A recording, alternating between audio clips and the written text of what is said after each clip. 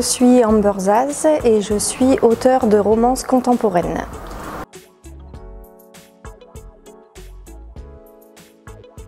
Pour ma part, j'étais pas partie sur le fait d'écrire.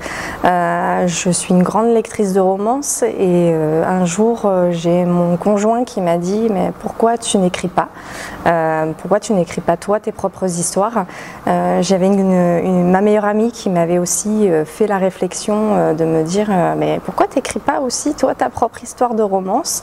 Et puis l'idée a fait un petit peu son chemin et puis un jour je me suis installée derrière l'ordinateur et j'ai écrit mes premiers mots. Je travaille, je suis secrétaire médicale et j'ai 3 enfants. On écrit quand on a un petit peu de temps, le soir, le week-end, dès qu'on a un petit moment de libre, le matin aussi des fois avant d'aller travailler. Et voilà, on trouve toujours un petit peu de temps pour écrire, avec un petit carnet de notes, avec le téléphone. Si on a une petite idée qui arrive, hop, je note. Et voilà, on arrive à combiner les choses. Alors c'est Charlie, une jeune femme qui perd le premier amour de sa vie dans un accident de voiture, dont elle-même était aussi à l'intérieur et qui va tout quitter pour partir en Norvège se reconstruire. Donc on va la suivre pendant les premières pages lors de sa reconstruction, son deuil. On va suivre les étapes qu'elle va avoir pour pouvoir aider à sa reconstruction. Et un jour, elle décide de tout quitter. Elle part en Norvège. Elle est suivie de ses 2 meilleures amies, Romy et Zoé. Et là-bas, elles vont ouvrir un salon de tatouage.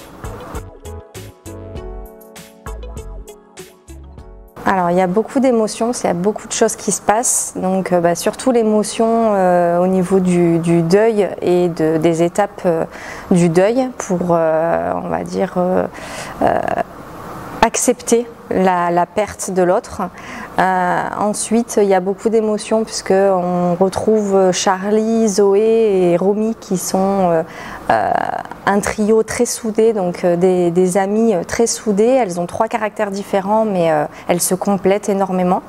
Et voilà, il va leur arriver des petites choses. Donc j'ai essayé ce que je voulais, moi, c'est vraiment apporter l'émotion à mes romans pour pouvoir transmettre ces émotions-là à mes lectrices et à mes lecteurs. Un ours grincheux pour Noël. C'est donc là on part en direction de la Laponie, au pays du Père Noël.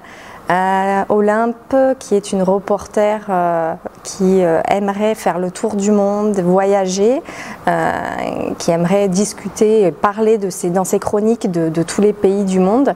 En fait, elle est juste cantonnée aux petites régions de France parce qu'elle a un de ses collègues de travail, Arthur, qui est le chouchou du boss et qui lui prend à chaque fois toute la place, qui lui prend les places pour aller voyager. Donc lui, il a fait le tour du monde et elle reste en France.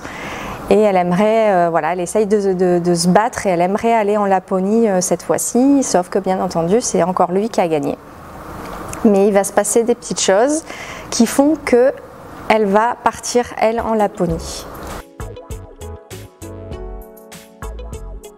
Ça s'adresse, on va dire aux femmes plus particulièrement, mais j'ai des lecteurs aussi, j'ai des hommes, donc à toutes les passionnées de romance, à celles qui veulent voyager.